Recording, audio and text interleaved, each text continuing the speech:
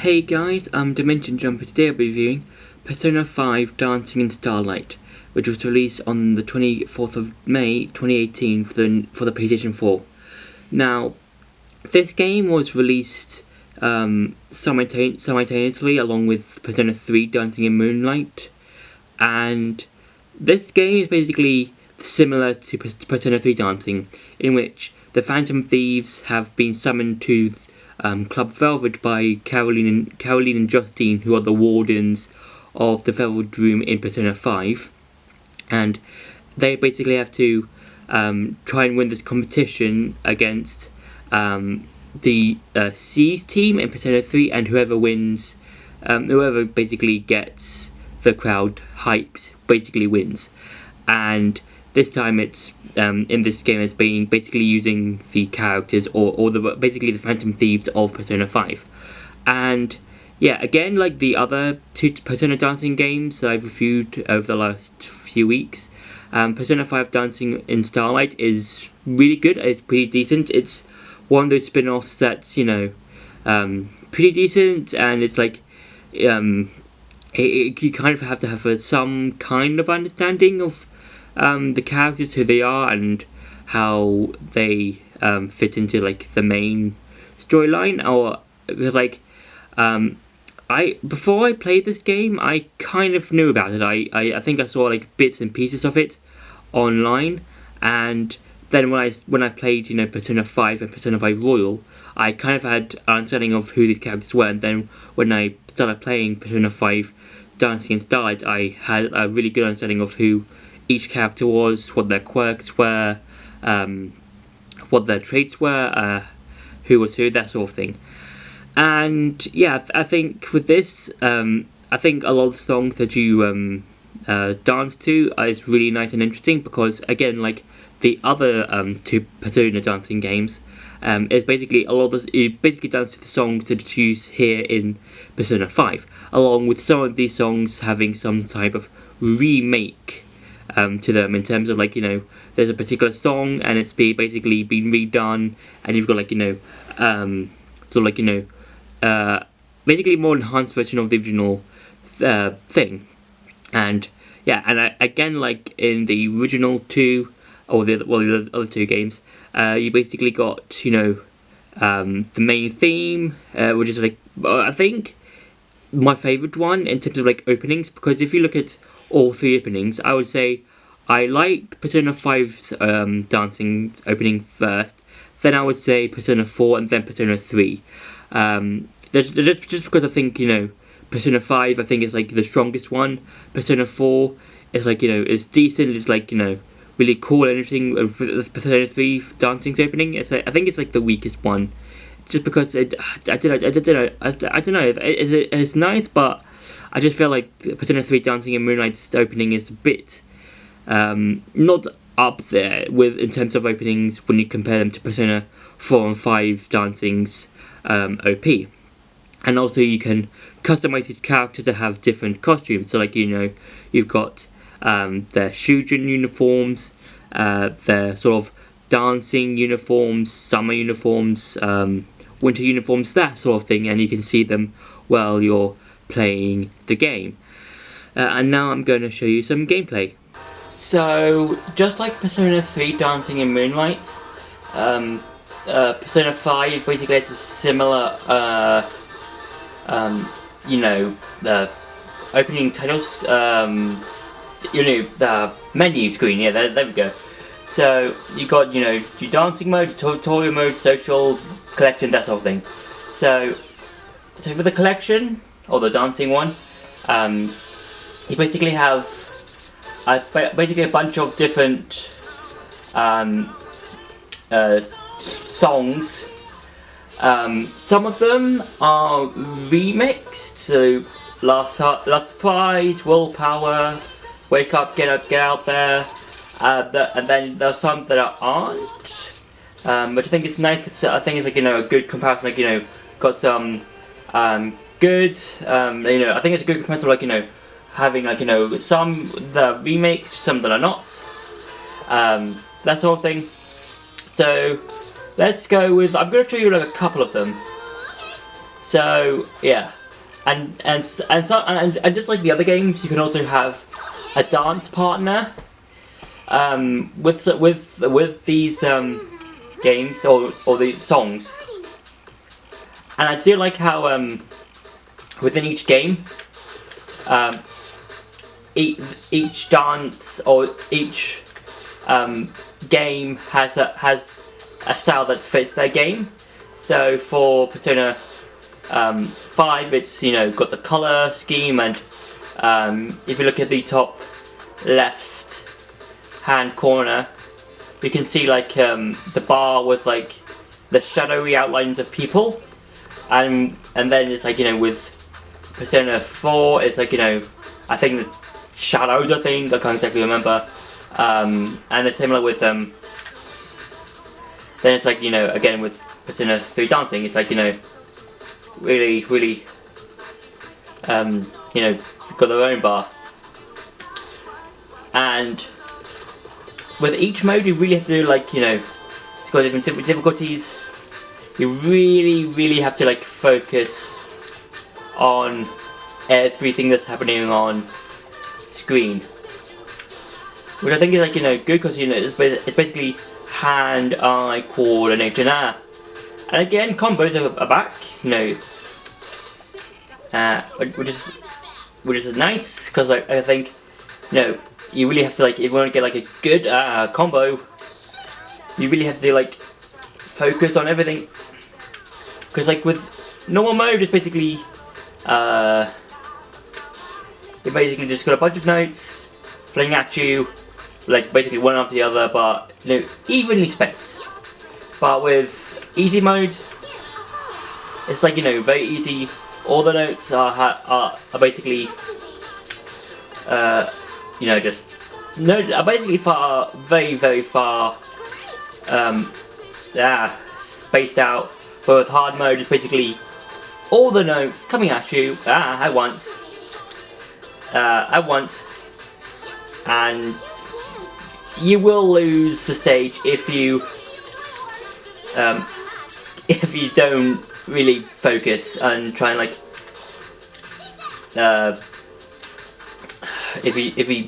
because you really need to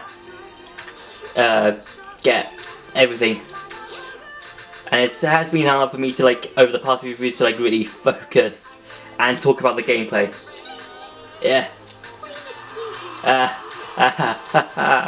So yeah, I do like the game. It's really enjoyable. I think it's one of those games you play for a bit, and then you might stop, and then in, let's say, a week, if you're not doing anything, if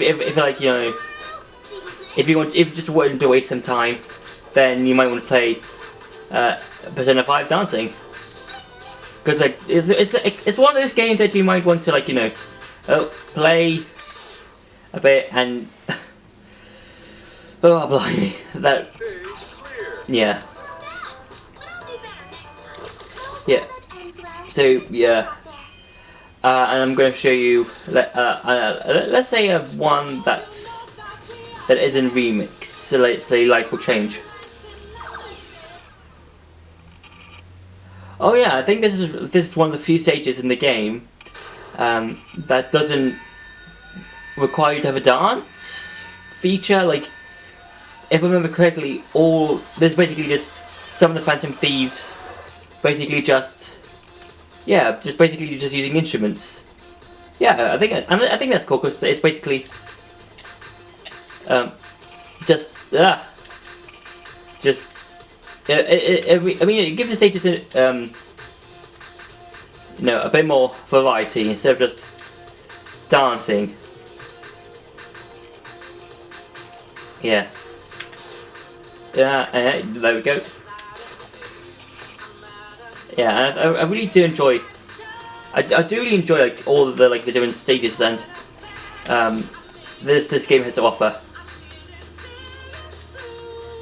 Yeah, and there we go.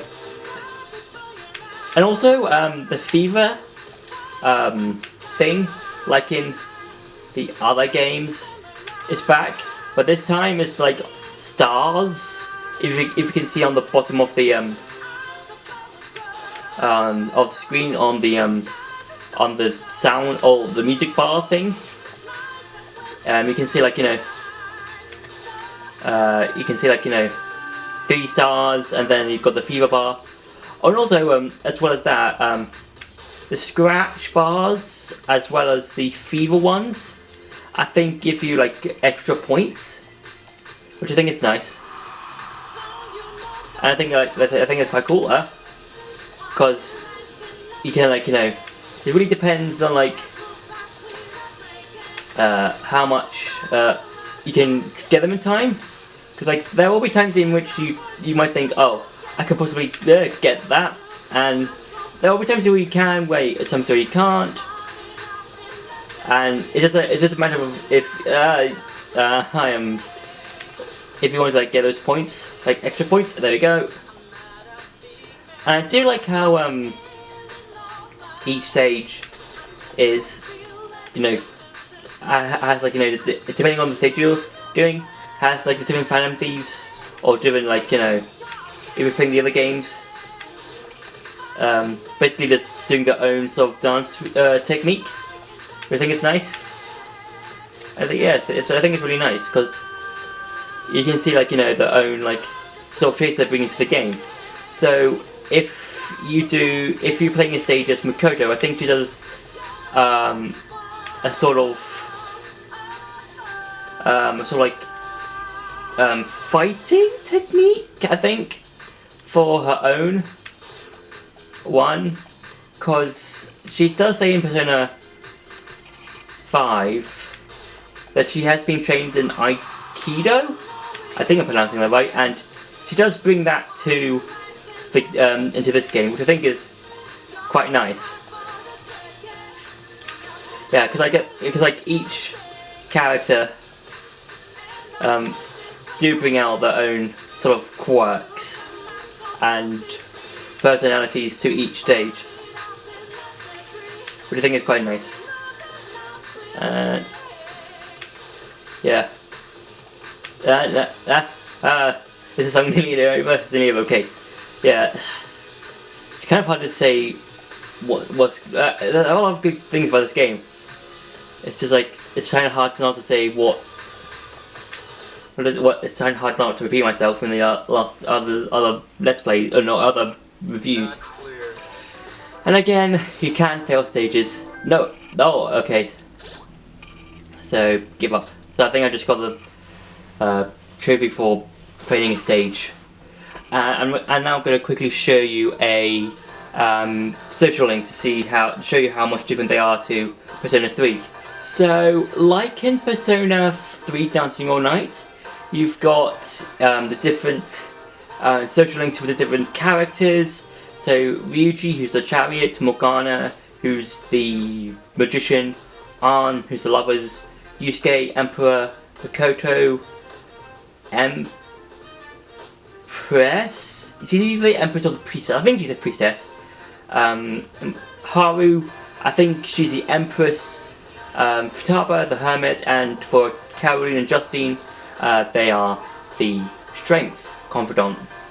And like in Persona 3, you've got like 5 different social links that you can see for one character, and you have to basically get different ones. Like you do a certain requirement. So you might need to get like 3,000 perfect ratings, that sort of thing. For another one, it might be outfits, modifiers, combinations or combos, and like social events, that sort of thing. And I'm gonna show you a social event and what it looks like in this game in particular, and how it's different to Persona 3. Well, it's kind of similar, but it's got Persona 5 characters. Oh, it's you. Sorry, it seems I was lost in thought. I never thought it would come to pass that I should become a dancer. No, quite the contrary. After all, dance is a form of art. It expresses beauty through movement and form. I've heard of great painters choosing dance as a subject of their work too. Then my involvement with dance was some kind of natural... No, it was the hand of fate. I can feel it. It's beginning to search through me. This urge, the inspiration to dance. Such euphoria. Just like when I first held a brush. Overwhelming excitement. Overwhelming joy. Thanks. I won't disappoint you. You help me out so much on a regular basis. As this situation concerns a form of art, it's now my opportunity to be most useful.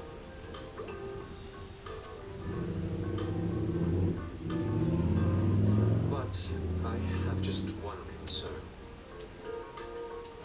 The issue of stamina. Hunger is inevitable from the physical exertion of dancing. Alas, my wallet is on a diet. I want to dance, but I doubt I can overcome starvation. Whatever shall I do? You're absolutely right. I hadn't realized that. Here I can focus on my creative work, free of hunger. Marvelous. This is truly marvelous. However, the creation of art typically comes at a price. This may be a dream, but is it even right to indulge in such creation scot-free? I see. I had not considered that. In that case, I'll incorporate this conflict into my dance as well. By conquering this trial, I shall reach a new pinnacle. As an individual, and as an artist. With that said, I'll have you join me in my practice session. You wouldn't decline, would you?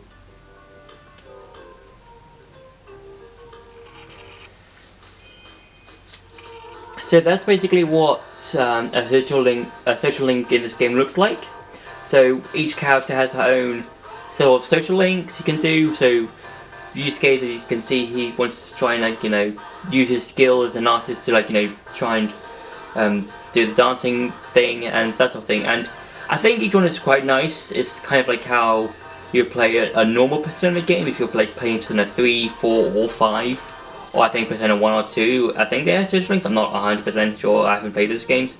But you can clearly see each social link, you talk with a different character, and they basically just have this mini story within the game. And I think it's really quite nice and really enjoyable, and I like it how you can just see how each character is looking or basically trying to figure out how to dance within a dream and that sort of thing. So that's been it for the gameplay. Now it's time to go back to the review.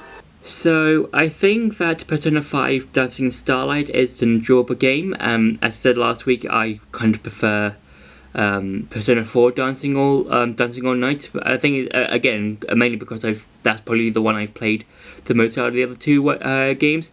But I still do enjoy Persona 5 Dancing Starlight. I think it's one of those spin-offs that you can enjoy for a bit, and then you can get